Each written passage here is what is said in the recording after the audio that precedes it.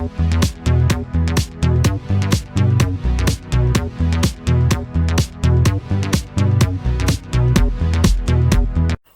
welcome back to my channel, and if you're new here, hi, my name is Unapologetically Mocha, and on this channel we talk about all things crafts and crochet. So if you're into crochet, if you're into crafts, and the life that goes along with that, this is the place for you, because that's my jam. In my last video, I talked about some yarn that I picked up from Michael's on clearance, and it was there's my camera. The Caron, where'd you go? Hello. Funnel cakes. And I said at the end of that video that I was probably going to go play with this yarn. And well, I did. So I just wanted to report back real quick. And kind of getting too far, I'm giving you a slight review of this yarn, as well as kind of like a rule of thumb. Something that my mom taught me a long time ago. You know what? I'm sorry. This cord's... You can see this cord. Let's see if I can tuck it away. Normally it's something I would edit out, but I'm not editing because my name is Unapologetically Mocha, and I tend to stick to that. There you go. It's fine.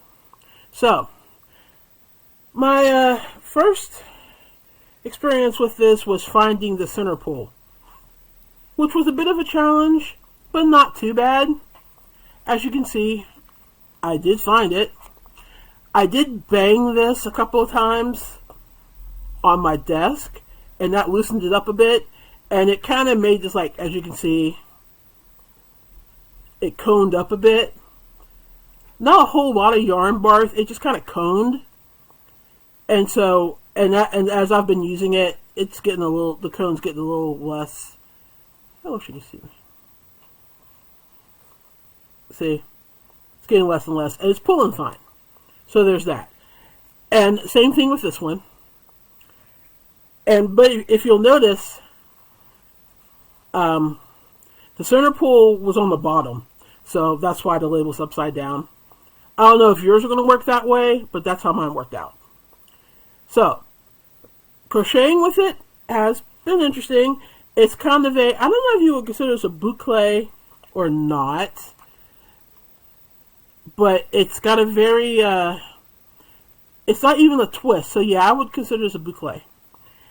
And it's bumpy, so you're not going to want to use a hook that might have, like, I wouldn't use a wood hook with it. And I don't think I'd use a plastic hook, because the wood hook might have splinters, and the plastic hook's going to have that plastic seam that snags stuff. I could see this yarn snagging on something like that. So I would definitely use metal hooks only with it. And I've been using, well, in this case, where is it?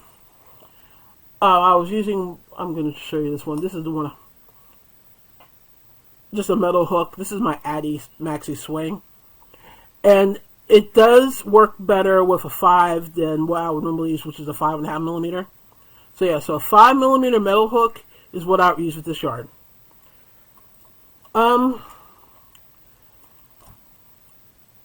It's been fun to crochet with. I don't have any problems with it.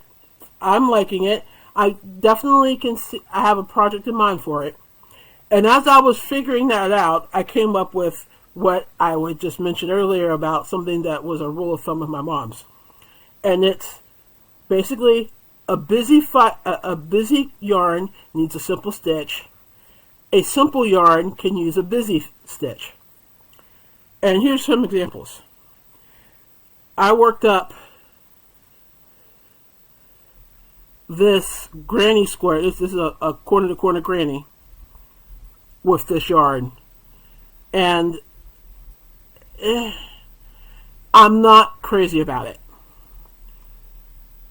I think the yarn is a little too busy for granny stitch. And here's a traditional granny square with it. I like it a little better than the corner-to-corner, but still not fond of it.